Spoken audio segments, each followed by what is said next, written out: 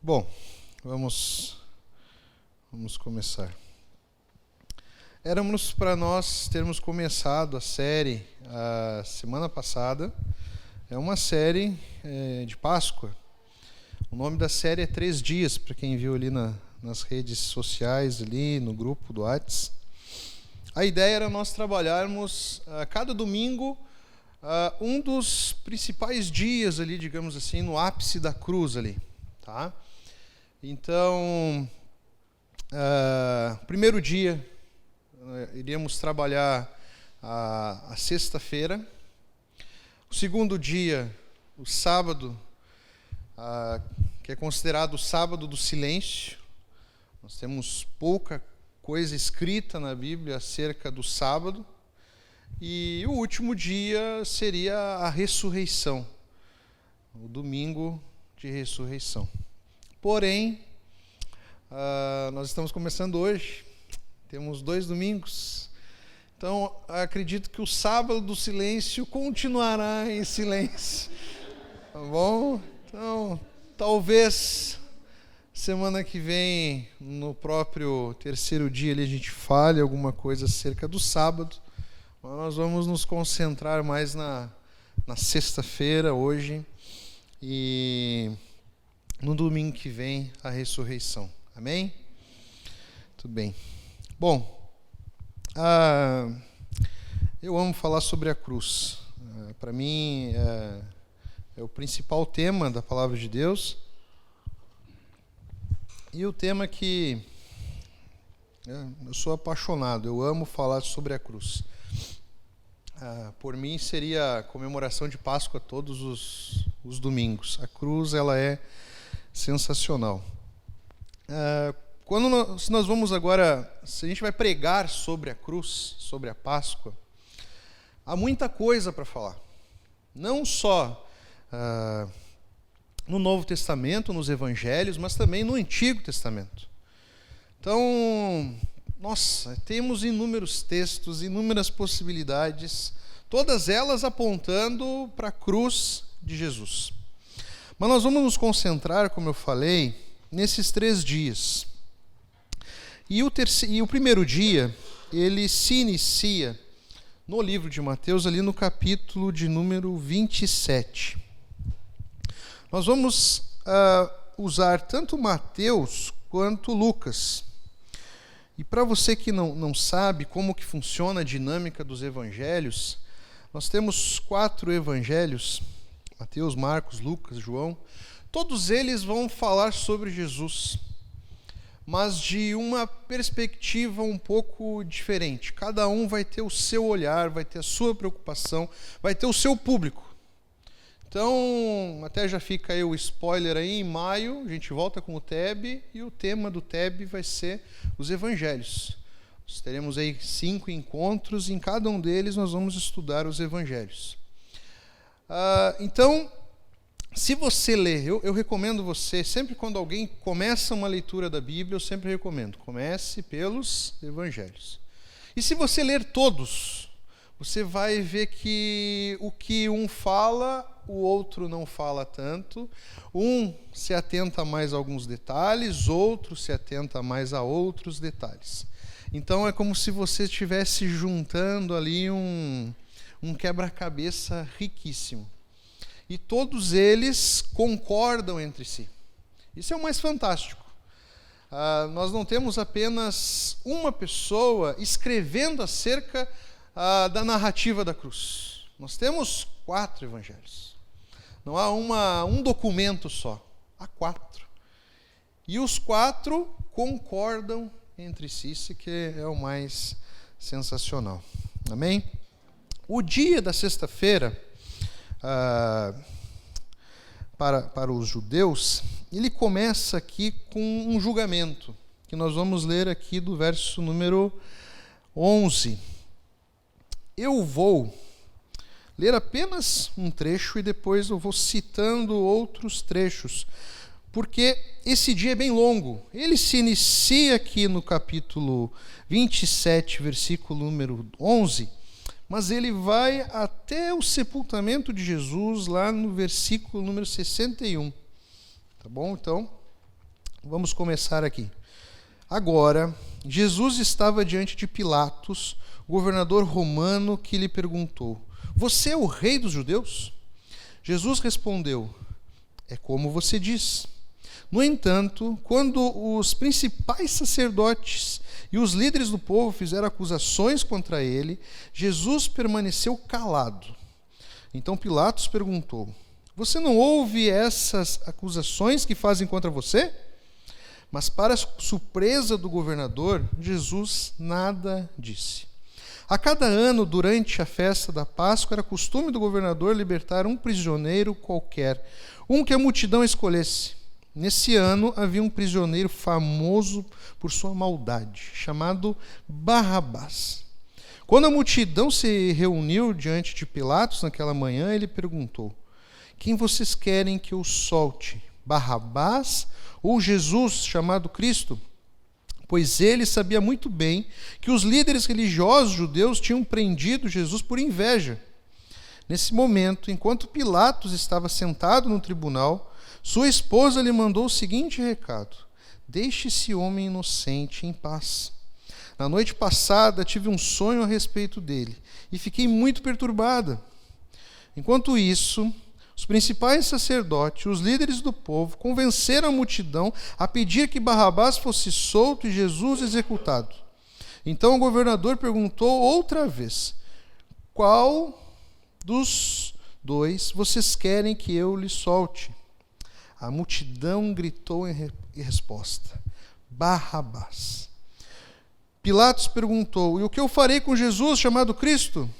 Crucifique-o, gritou a multidão. Por quê? Quis saber Pilatos. Que crime ele cometeu? Mas a multidão gritou ainda mais alto: Crucifique-o! Pilatos viu que nada adiantava insistir e que um tumulto se iniciava. Assim mandou buscar uma bacia com água, lavou as mãos diante da multidão e disse: Estou inocente do sangue deste homem, a responsabilidade é de vocês. Todo o povo gritou em resposta: Que nós e nossos descendentes sejamos responsabilizados pela morte dele. Então Pilatos lhe soltou Barrabás. Depois de mandar açoitar Jesus, entregou-o para ser crucificado. Amém?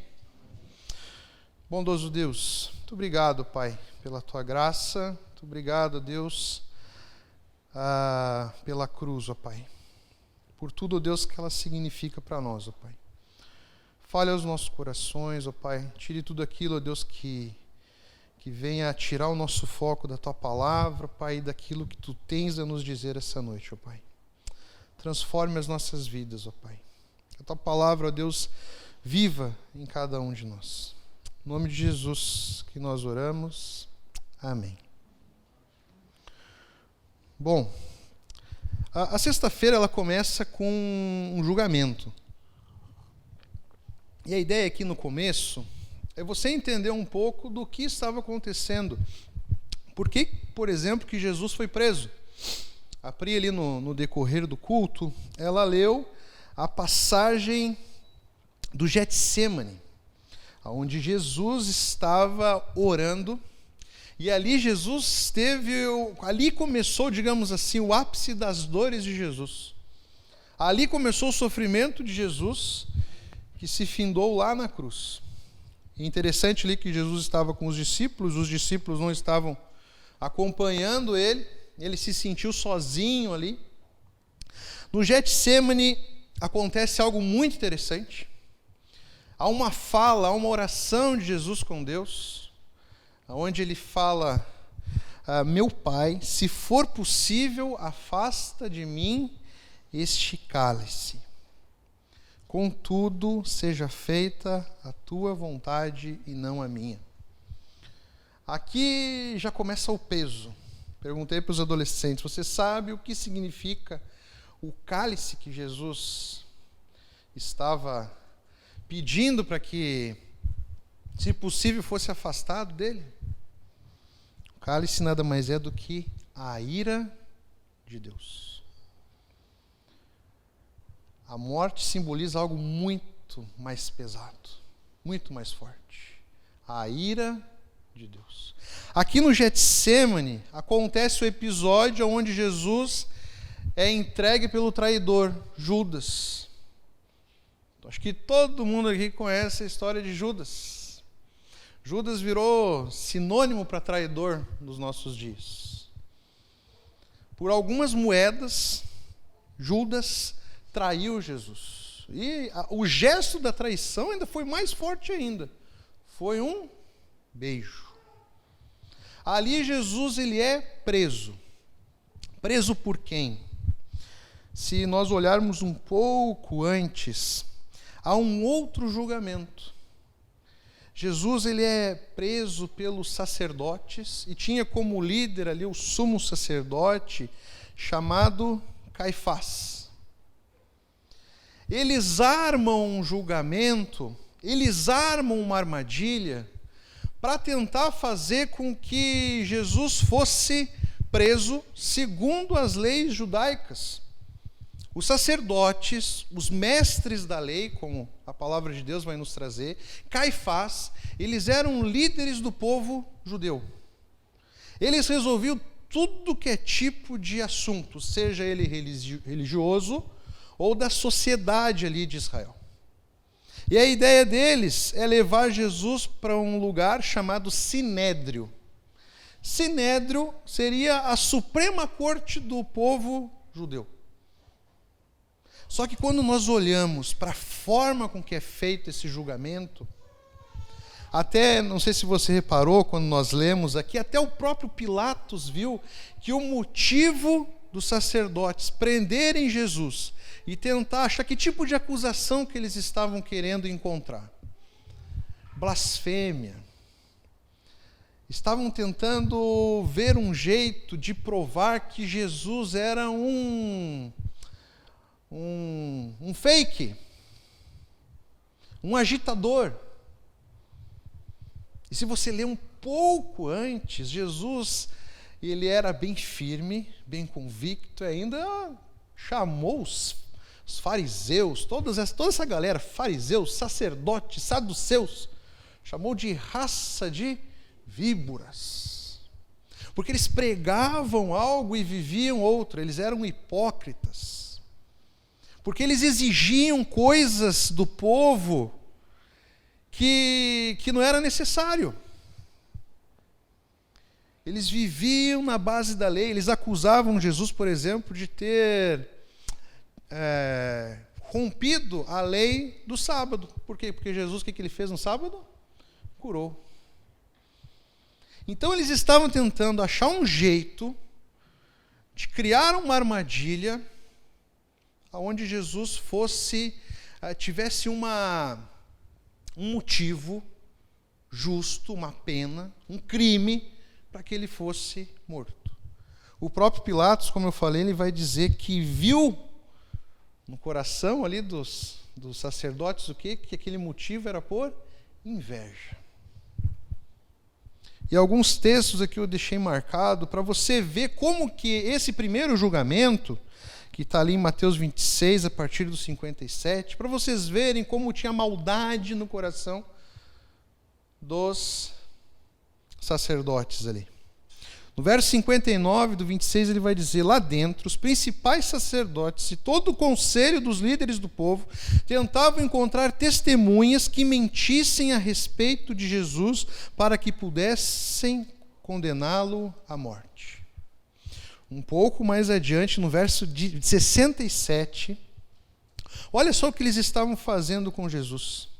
Eles começaram a cuspir no rosto de Jesus e dar-lhe socos. Lucas, ele traz o detalhe que eles vendaram Jesus, e eles davam socos em Jesus, e ainda zombavam de Jesus, dizendo: profetize para nós, Cristo, quem foi que lhe bateu dessa vez? Isso é um julgamento justo?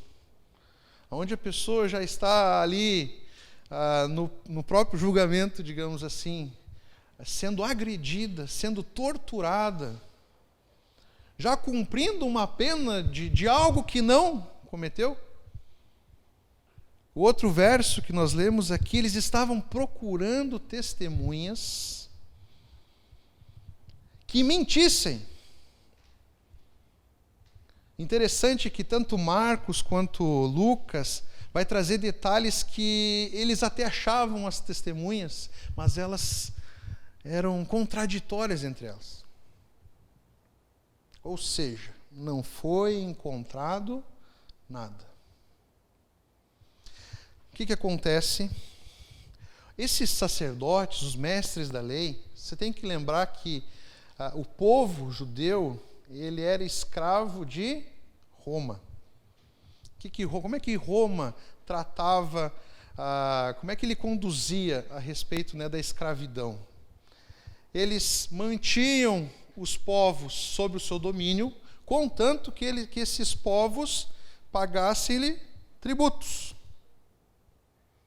Então, contanto que vocês fiquem quietinhos aí, vocês podem ter a liderança de vocês podem ter os cultos que vocês quiserem. Agora, sem bagunça, sem tumulto, ok? E tributo em dia. Era assim que funcionava. Aí o que os sacerdotes fazem? Eles recorrem a Pilatos. Pilatos era o governador de Roma que cuidava dessa região de Jerusalém. Ele era o responsável por manter a ordem nessa região. Nós lemos aqui o julgamento de Jesus perante Pilatos. Como eu falei, cada evangelho traz alguns detalhes. Lucas, no capítulo 23, eu destaquei aqui 3 momentos em que Pilatos declara a inocência de Jesus. No verso número 4 do capítulo 23, Pilatos se voltou para os principais sacerdotes e para a multidão e disse: não vejo crime algum nesse homem. Em Mateus, ele já destacou o motivo, que era a inveja. E aqui, Pilatos olha, faz o primeiro julgamento, primeira análise, e vê, não estou vendo crime aqui. No verso 14 do 23, ele anuncia o seu veredito. Pilatos, governador, anuncia o seu veredito. Vocês me trouxeram este homem acusando de liderar uma revolta. Eu interroguei minuciosamente a esse respeito na presença de vocês e vejo que não há nada que o condene. Herodes chegou à mesma conclusão e o enviou de volta a nós. Nada do que ele fez merece pena de morte. Portanto, ordenarei que seja açoitado e o soltarei. Aqui acontece uma coisa interessante. Surge Herodes aqui. Herodes era um outro governador de Roma que cuidava de outra província.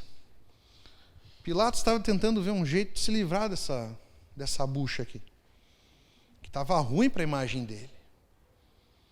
Ele tinha a pressão de Roma, ele tinha a pressão dos líderes religiosos ali. Então ele descobre que Jesus, os adolescentes adoram uma musiquinha, né, que eu amo, né? Descobre que Jesus era galileu. E o que ele faz? Não, ele é galileu, ele não é da minha província. Mandou para a província de Herodes, que cuidava lá da Galileia. Mas o que acontece? Herodes também não vê nada. Crime algum, manda ele de volta. O governador Pilatos dá o seu veredito, e aqui, olha só como que já começa aqui a injustiça em um inocente. Mesmo ele decretando a inocência de Jesus, ele dá uma punição. Ele diz que Jesus iria ser açoitado e depois liberto. Por que Pilatos faz isso? Bom, eu não quero matar Jesus. Esse cara é inocente, a minha esposa já veio aqui me alertar de um sonho que ela teve. Quer saber de uma coisa? eu vou aplicar uma outra pena, uma pena onde ele vai ser açoitado, e depois eu vou soltar. Vamos ver se é assim, esse povo fica quieto. O que acontece? A multidão pressiona. Motivada por quem? Pelos sacerdotes, por Caifás. E pela terceira vez que ele decreta aqui, né? Ele fala a respeito da inocência de Jesus, ele perguntou, por quê? Lá no verso 22 do capítulo 23 de Lucas. Que crime ele cometeu? Não encontrei motivo para condená-lo à morte. Portanto, ordenarei que seja açoitado e o soltarei. Ele solta. Por quê? Por causa da pressão. A pressão. E aí há um gesto de Pilatos que só mostra a sua covardia. Pilatos pega e o que ele faz? Lava as mãos. Como se dizendo, olha, eu não sou responsável pelo sangue deste homem. O povo pede, ele era um costume, importante lembrar isso aqui, era um costume que em toda a Páscoa, um criminoso era solto. E atendendo aos desejos do povo e dos líderes religiosos, quem é solto? Barrabás. No verso 25, ele vai dizer, a pedido deles, libertou Barrabás, o homem preso por revolta e assassinato. Depois entregou-lhe Jesus para fazerem com ele o que quisessem. Os líderes religiosos tinham o apoio do exército. Foi assim que eles tiveram força para prender Jesus lá no Getsêmani. Eles podiam fazer o que quisessem com Jesus, com o aval de Roma, com o aval de Pilatos, com o aval do poder dominante ali naquela época. Bom, geralmente, quando nós vemos a história de Jesus, não tem como, por mais que nós saibamos, e nós vamos ver isso, o real motivo da cruz, o porquê ela existe, não tem como segurar aquela sensação de indignação, né? Nossa, que injustiça! Nós somos assim, né? E queremos sempre algo que por vezes, nós vamos ver ao longo da história, as pessoas tentando descobrir quem foi o verdadeiro culpado pela morte de Jesus. E aqui nós vimos alguns desses possíveis culpados. Judas, Caifás, os sacerdotes, a multidão, Pilatos, ou um combo contendo todos eles.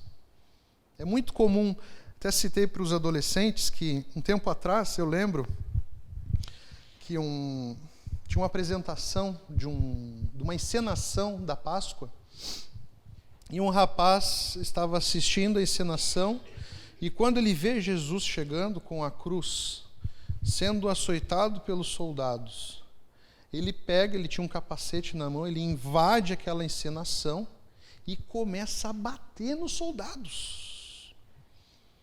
Porque aquilo ali para ele era um ato de injustiça. Ele começa ali a querer fazer justiça com as próprias mãos. E ali se tratava de uma encenação. Mas muitas vezes isso vem sobre nós. E queremos encontrar culpado.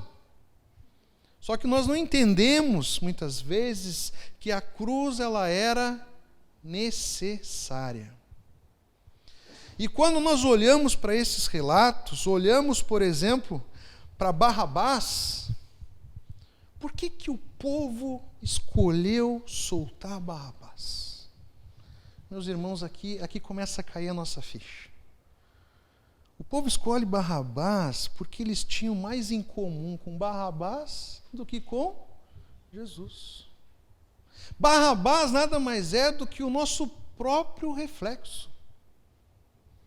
Jesus, ele morre no lugar de Barrabás. Jesus, ele morre no nosso lugar. Nós temos culpa.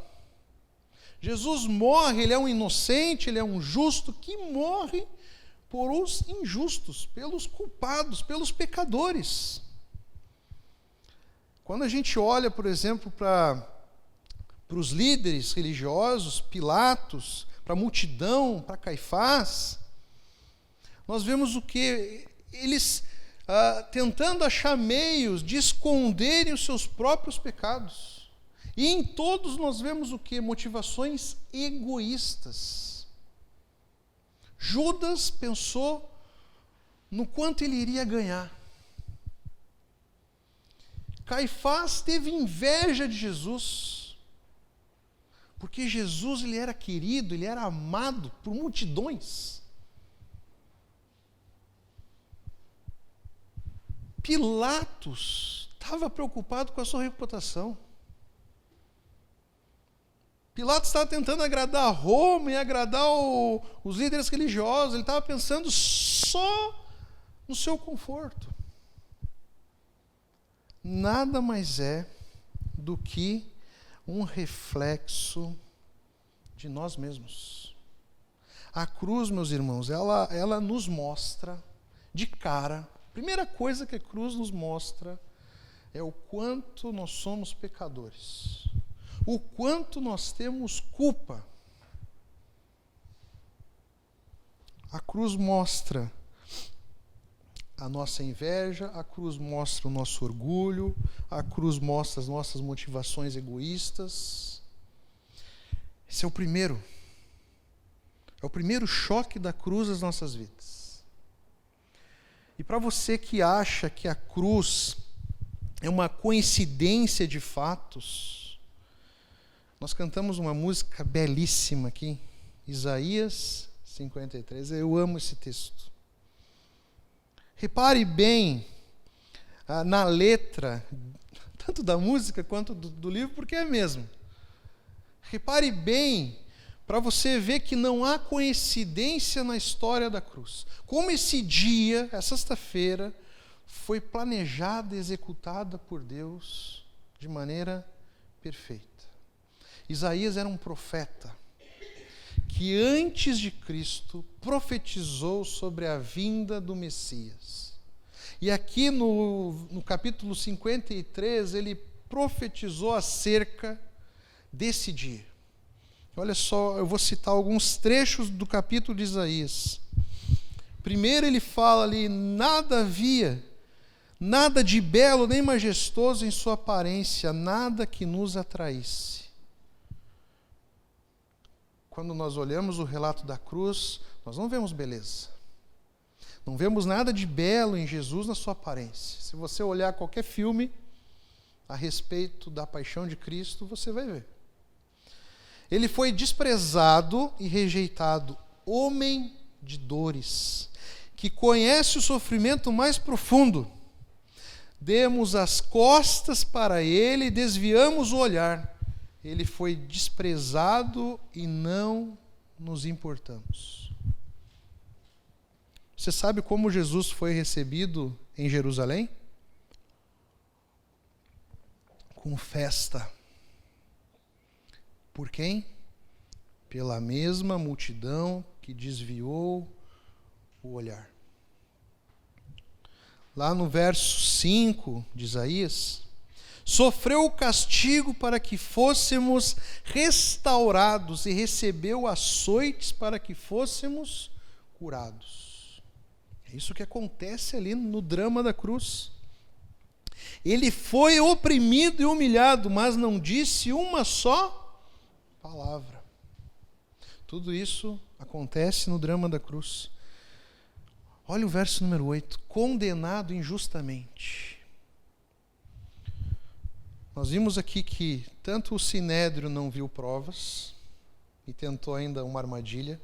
Pilatos, nós não estamos falando de um cristão, nós estamos falando de um ímpio. Pilatos declarou 3 vezes aqui a inocência de Jesus. Depois, um pouco mais à frente, um dos criminosos que é crucificado ao lado de Jesus, o que ele fala? Ele fala para o outro criminoso: mano, eu e você, nós merecemos estar aqui. Mas olha para esse. Não há culpa nele. Esse homem é inocente. E depois que Jesus entrega o seu espírito ali na cruz, um dos guardas fica tão impactado que ele declara: esse homem era inocente. Isaías já profetizava. Ele foi condenado injustamente. Foi levado embora. Ninguém se importou dele morrer sem deixar descendentes. Sua vida foi cortada no meio do caminho. Morreu aos 33 anos. No verso número 9, não havia cometido nenhuma injustiça e jamais havia enganado alguém. Ainda assim, foi sepultado como criminoso, colocado no túmulo de um homem rico. Jesus, ele é morto na cruz, uma morte designada aos criminosos da época. E no finalzinho ali, no capítulo 27, no verso 57, depois de Jesus morrer na cruz, olha o que diz o verso 57. Ao entardecer, José, um homem rico de Arimateia, que tinha se tornado seguidor de Jesus, foi a Pilatos e pediu o corpo de Jesus. Pilatos ordenou que lhe entregassem o corpo. José tomou o corpo e envolveu num lençol limpo, feito de linho, e colocou num túmulo novo de sua propriedade, escavado na rocha. O que Isaías fala? Foi morto como um criminoso e foi enterrado no túmulo de um rico. Perfeito, né? Nada foi por acaso. A história de Jesus, o drama da cruz, não é um amontoado de coincidências. É um plano de Deus para trazer salvação aos nossos corações. O final de Isaías, ele vai dizer: levou sobre si a culpa de muitos e intercedeu pelos pecadores.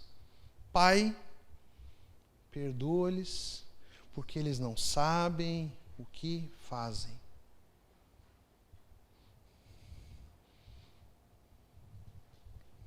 No verso número 10, mais uma prova que era plano de Deus. Fazia parte do plano do Senhor esmagá-lo e causar-lhe dor.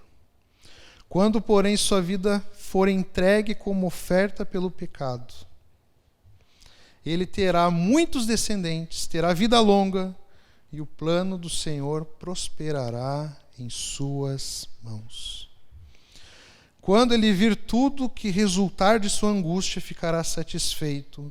E por causa de tudo que meu servo justo passou, ele fará que muitos sejam considerados justos, pois levará sobre si os pecados dele.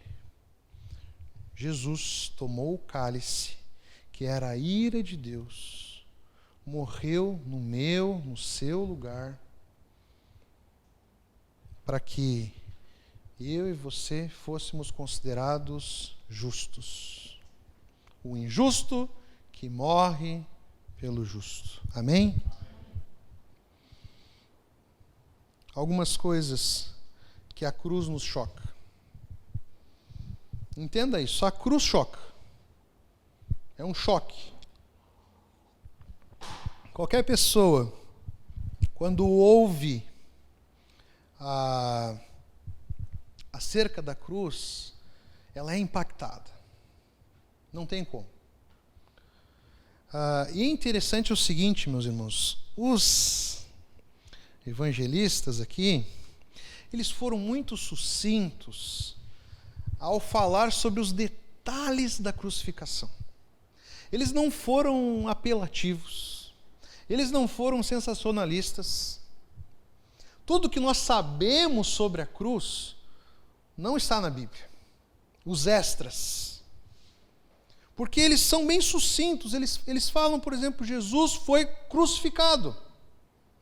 Agora os detalhes horrendos, por exemplo, aqueles detalhes, do tamanho do prego, tudo isso, não estou dizendo que é mentira, mas são de outros materiais, outros escritores da época, que viram ali os detalhes, estudaram tudo o que aconteceu.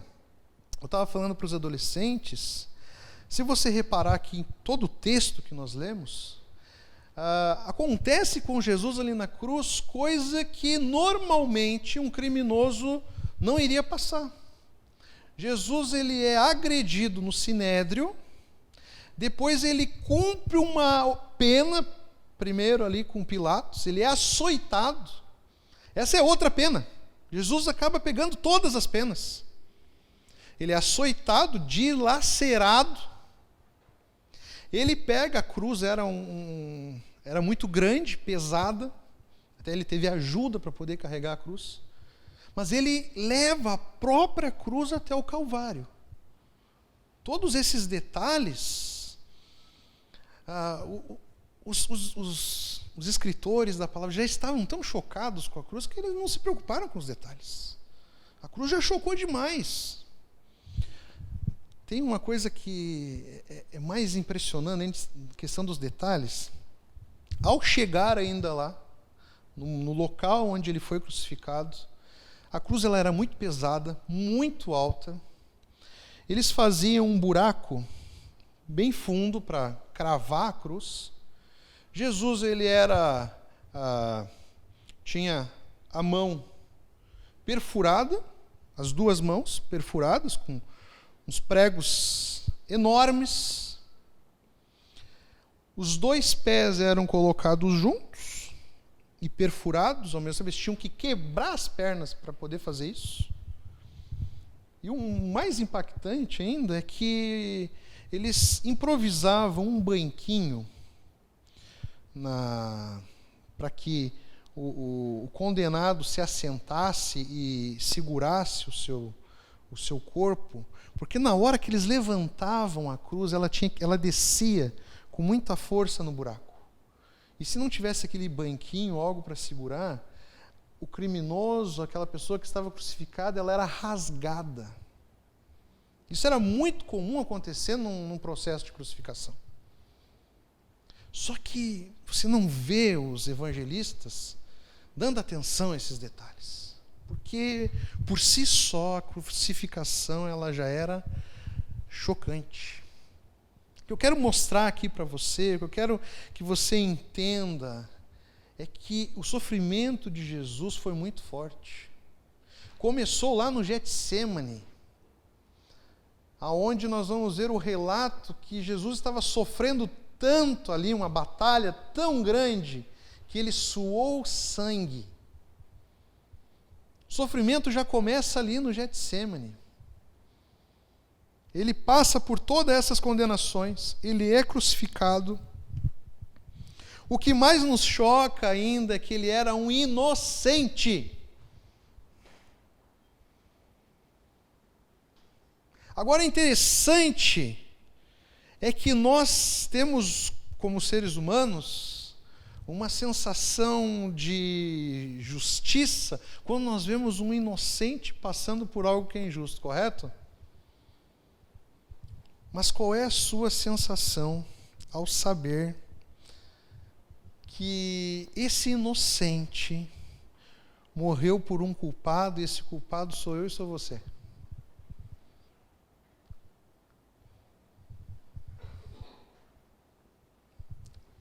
Essa sensação de injustiça, ela cresce? Ou vem aquela sensação de gratidão? Nossa, de misericórdia. Meu irmão, era para mim, era para você estarmos naquela cruz. Jesus morreu de forma injusta porque nós somos os injustos. Todos aqueles personagens que nós vimos aqui são reflexos nossos. Há muita gente que fala assim, nossa, se eu tivesse no lugar de Adão, não ia acontecer isso aí, não. Nunca ouviram essa? Ah, se eu tivesse ali no lugar de Caifás, de Pilatos, esse covarde. Ah, se eu tivesse lá, não ia acontecer assim, não. Nós somos assim, né?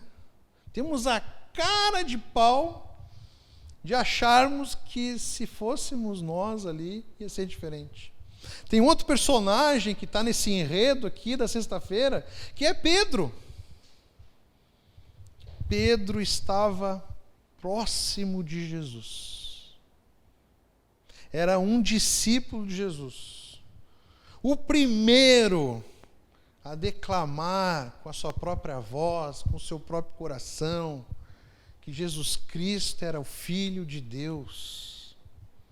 Recebeu de Jesus que através da vida dele, Jesus ia construir a igreja, meus irmãos, sobre essa pedra, sobre a vida de Pedro. Ele foi ali um dos que começou. Jesus fala para Pedro que você vai me trair.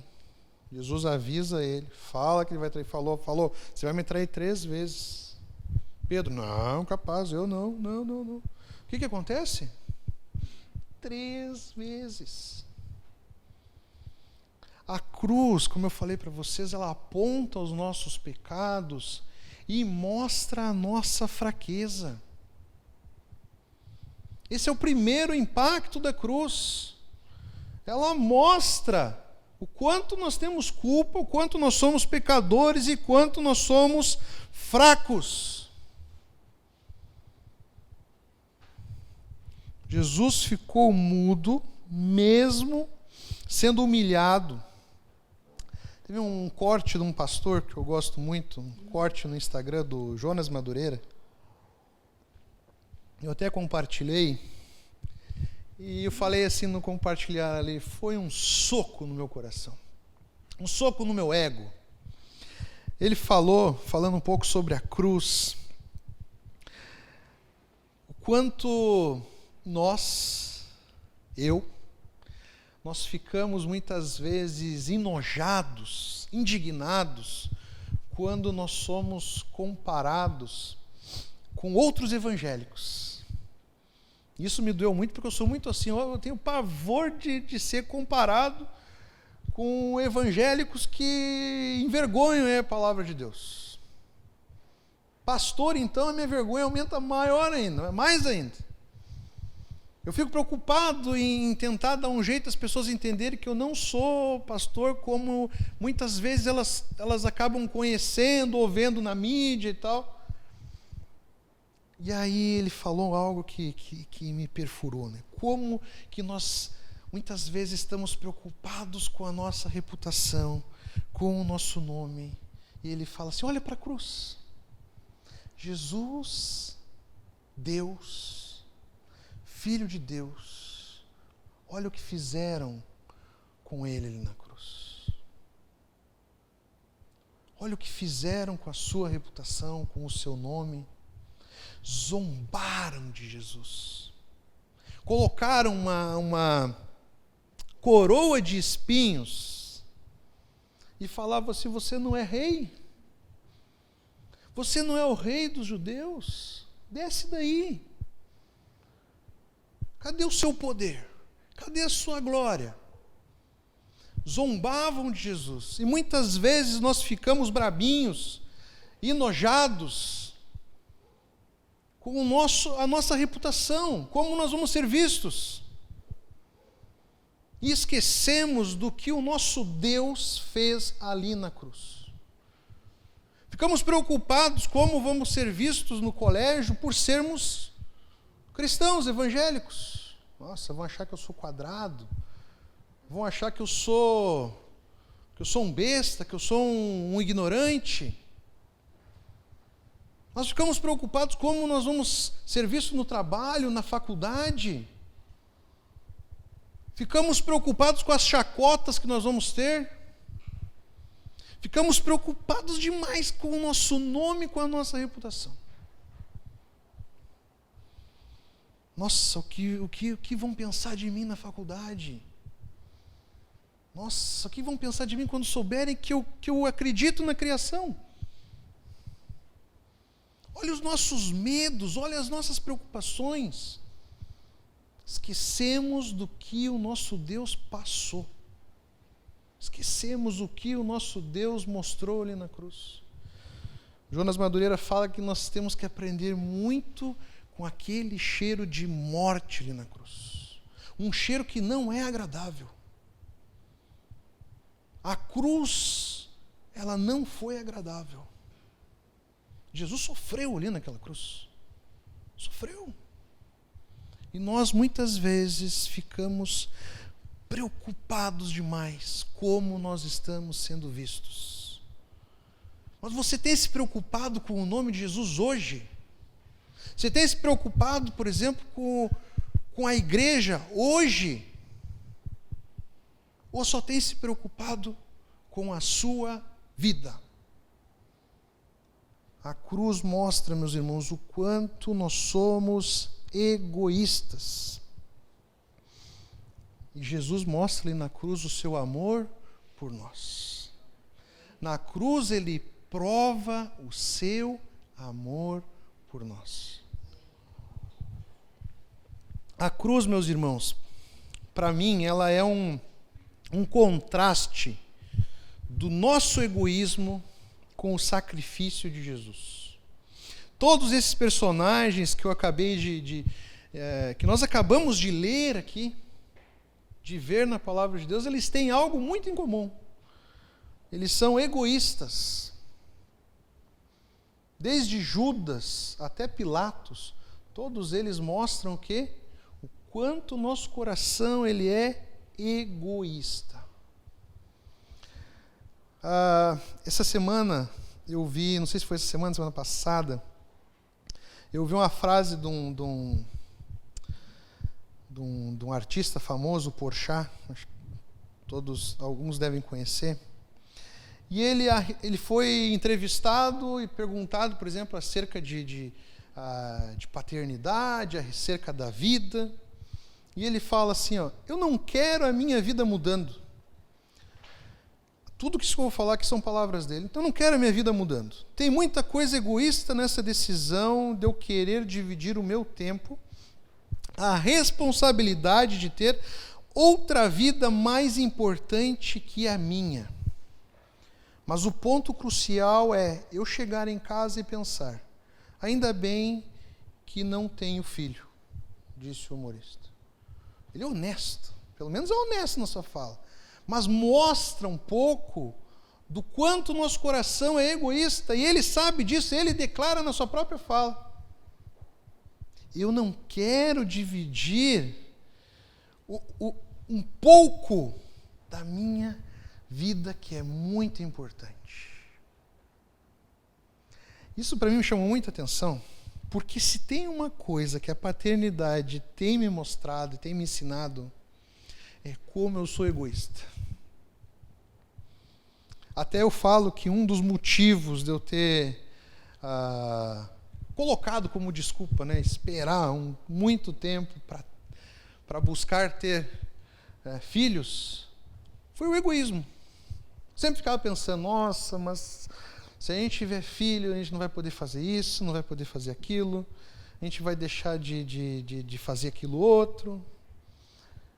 Ainda se eu tivesse ouvido ainda uma outra notícia que eu vi essa semana, não sei se você ouviu, fizeram um cálculo de vida e disseram que um filho custa em média 3 milhões de reais. Até parece que se você não tiver o filho, daqui a 3 anos você vai ter 3 milhões de reais.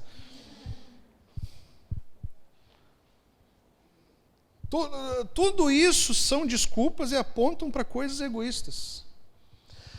Eu acho que em tudo na vida, Deus nos dá opções e nos dá decisões de escolhermos vivermos para nós mesmos ou vivermos para Ele.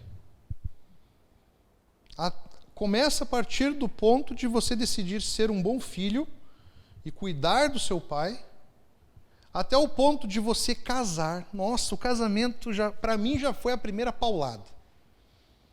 O casamento já mostrou o quanto eu era egoísta. Mas demais.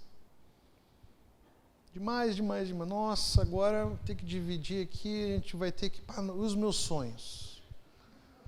Nossa, e os meus livros? Porque o dinheiro diminui também, né? E as minhas viagens, e os meus hobbies, e o meu aquilo, e o meu aquilo. O casamento já é uma quebra. Porque, homem, a Bíblia já é clara, a vida é uma vida de sacrifício. Saiba de uma coisa, o casamento, você já entra, Jesus ensina que o casamento é um lugar onde você vai se sacrificar por alguém. Você não está entrando num casamento para ser servido por alguém. Você está entrando para se sacrificar por alguém. Já é uma quebra no nosso egoísmo. Sabe que você ter o desejo de comer um chocolate e os gostos são diferentes, você tem que escolher se compra o chocolate que você gosta ou compra o chocolate que a tua esposa gosta. É difícil isso. Já começa por aí. Aí vem o filho. Gente, filho.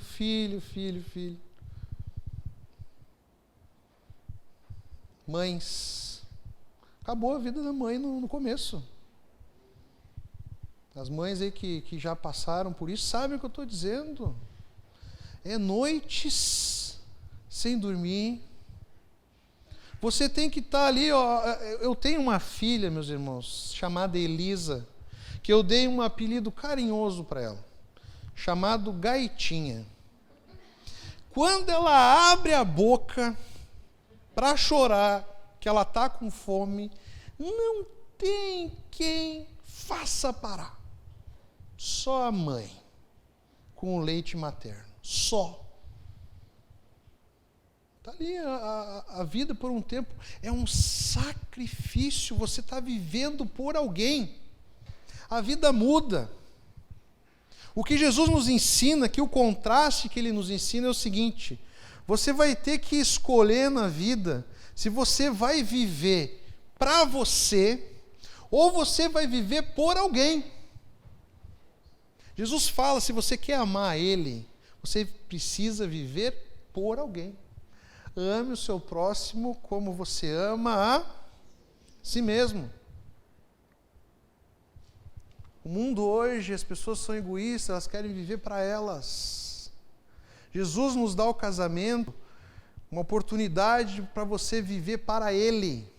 Deus te dá filhos, uma oportunidade de você viver para Ele. Porque você vive por alguém, você se entrega por alguém.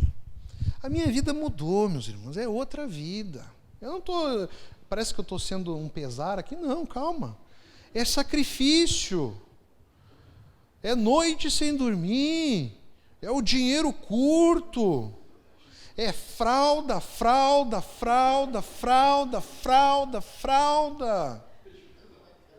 As minhas viagens antes, eu tinha um estilo de viagem que era o mochileiro.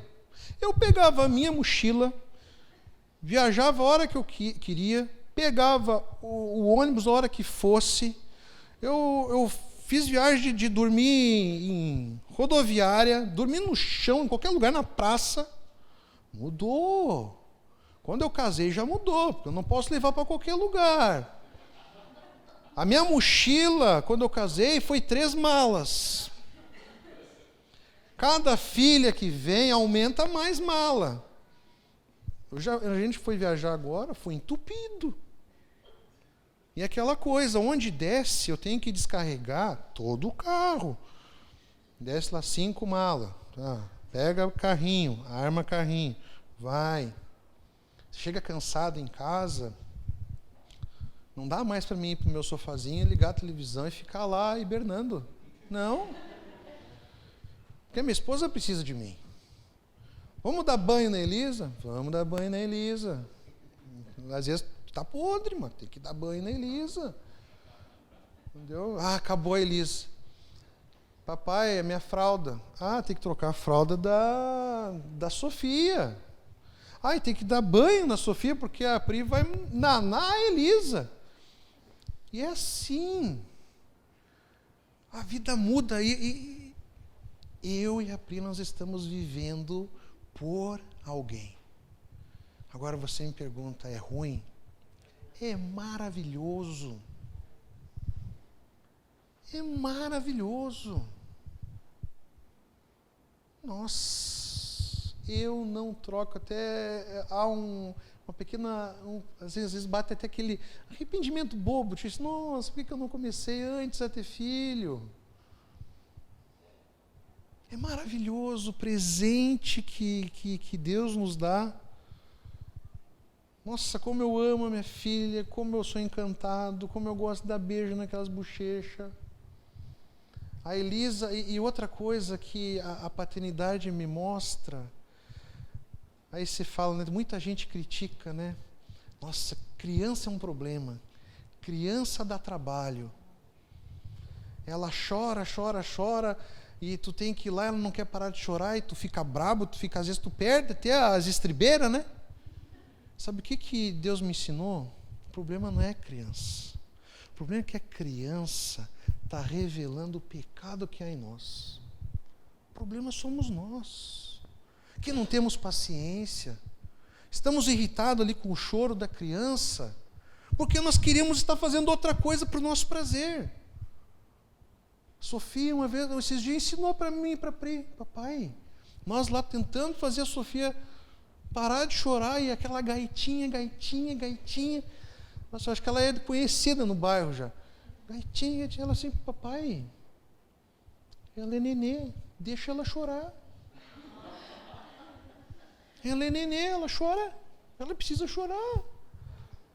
O problema somos nós somos egoístas demais.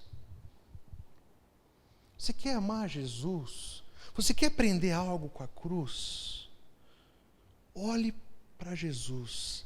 Ele morreu por alguém. Por nós. Houve um sacrifício ali. Mesmo não tendo beleza em nós, não havia beleza em nós também. É o justo morrendo pelo injusto. Você precisa viver para alguém, por alguém. Você é filho, viva pelos seus pais. Porque um dia eles já viveram por você. Aí a vida começa a virar. É o ciclo da vida. Casou, viva pela sua esposa, viva pelo seu esposo. Tem filhos, viva por eles. Nossa, eu vou te dizer que esse é o antídoto que Deus nos deu para resolver muita coisa na nossa vida. Não tem nenhum trecho da Bíblia focado em nós mesmos, que tu tem que focar em você. Não tem isso. É para fora, é para o próximo, é por alguém. A vida que Deus nos deu não é nossa, é dele. E Ele quer que a gente viva por alguém. Você é solteiro, tem gás, tem fôlego, viva pela igreja. Aproveita o fôlego de vida que você tem. Viva pelos seus irmãos. Inúmeras possibilidades Deus nos dá de vivermos para Ele. Amém? gente já está terminando aqui.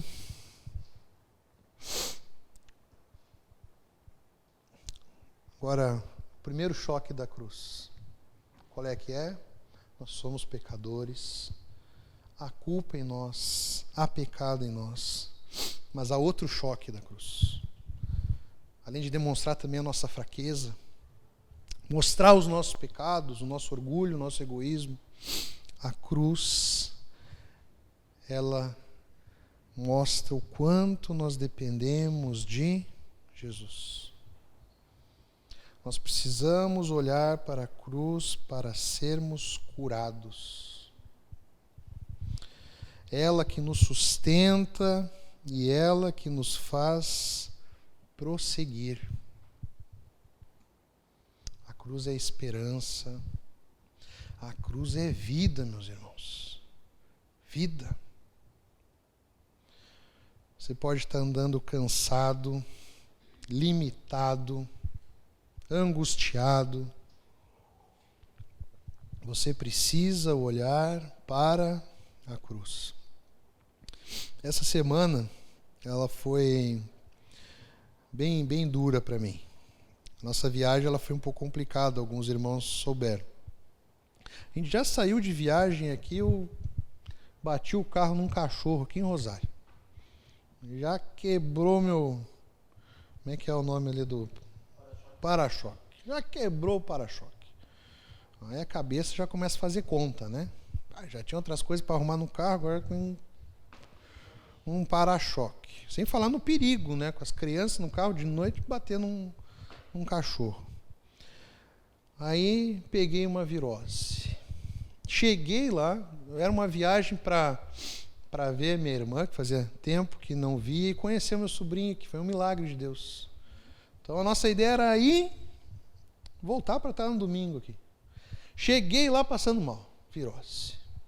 Primeira vez que eu vi a minha filha passando mal, Sofia, virose. Depois a outra cena foi pior ainda, eu vi a minha filha e a minha esposa mal. E o homem sabe que quando a mulher fica mal, o negócio complica. A gente fica perdido.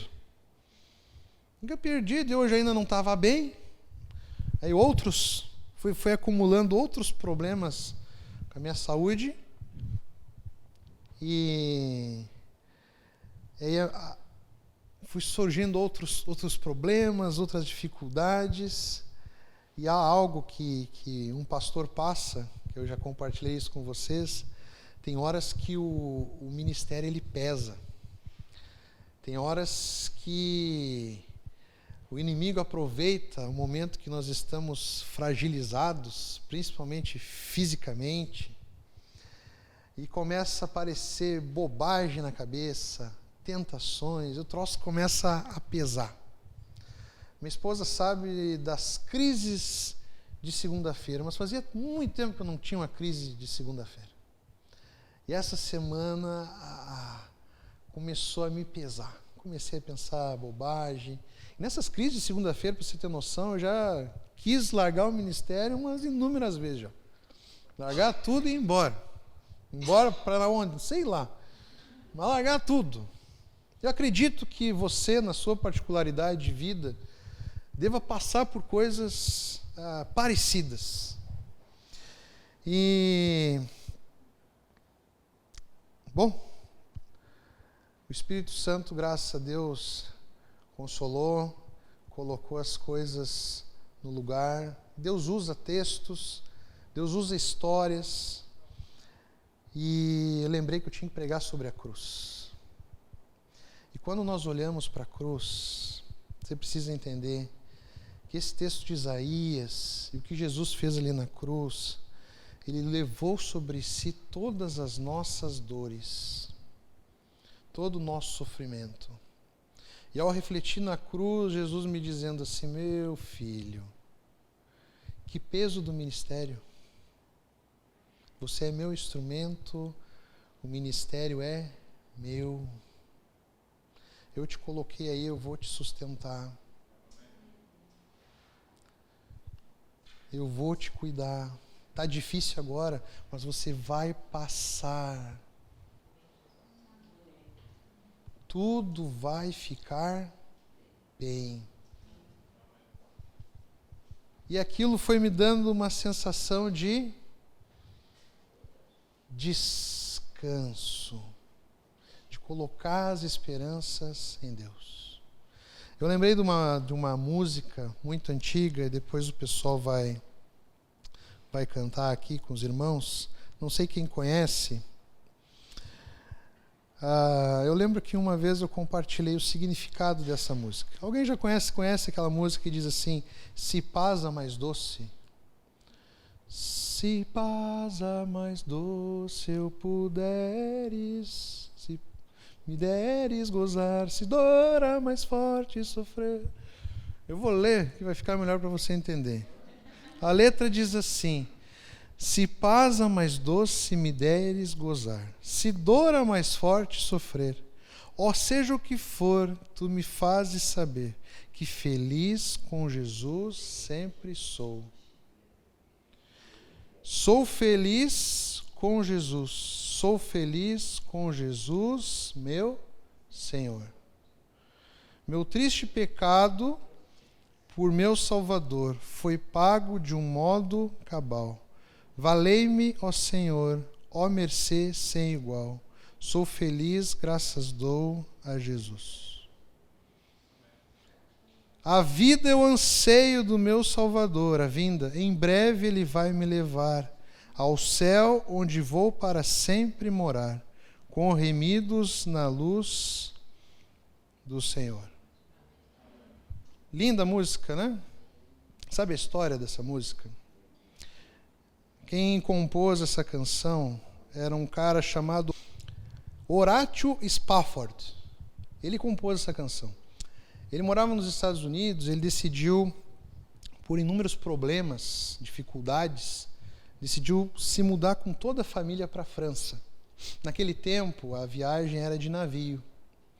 Ele não pôde ir junto com a família, então foi a sua esposa e as 4 filhas, viajando de navio para a Europa. O que aconteceu? Chegou no meio da viagem, o navio que a família estava teve uma colisão com outro navio.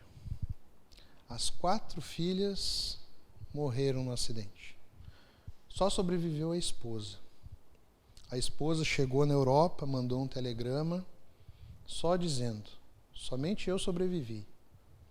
Ele pegou um navio e foi encontrar a esposa. Ele compôs essa canção na viagem, no mesmo local onde houve o acidente ali de navio. Aí eu te pergunto, que é a pergunta que eu me faço ao olhar esse tipo de situação e de testemunho: aonde ele encontrou força para compor uma canção onde ele disse: paz a mais doce me deres gozar, se dor a mais forte sofrer, ou seja o que for, tu me fazes saber que feliz com Jesus sempre sou. Isso é algo que só a cruz de Jesus traz à nossa vida. Apesar das dificuldades, das dores, crer e entender que Jesus passou por tudo isso para nos dar um descanso e uma esperança. A dor dele com certeza era muito forte. Quando eu coloco a minha dor perto da dele, eu me envergonho. Mas eu tenho a minha dor. Nós temos as nossas dores. Agora, com Jesus, nós podemos ser felizes apesar da dor que for. Apesar da dificuldade que tivermos. Nós podemos declarar: sou feliz com Jesus, sempre sou. A cruz, ela, para muitos, e ela simbolizava morte. A cruz é um instrumento de morte. para nós, meus irmãos, ela é um instrumento de vida. Não olhe para a cruz pensando que há morte. Olhe para a cruz crendo que há vida, e vida eterna. O nosso Deus, Ele criou um plano, e esse plano envolvia o sacrifício de Jesus ali na cruz por nós. Que nós possamos crer em Deus, que nós possamos descansar em Jesus, que nós possamos colocar as nossas dores, as nossas aflições na presença de Jesus. Assim como depois do ocorrido ele caiu a ficha para os discípulos, porque até ali ninguém estava entendendo nada que estava acontecendo. Que possa cair a ficha também para nós. Já parou para pensar quantas vezes nós vivemos sofrendo e angustiados sem entregar para Deus as nossas dores? O quanto nós teimamos em viver sozinhos, sendo que Jesus morreu na cruz para viver conosco. Amém? Vamos orar?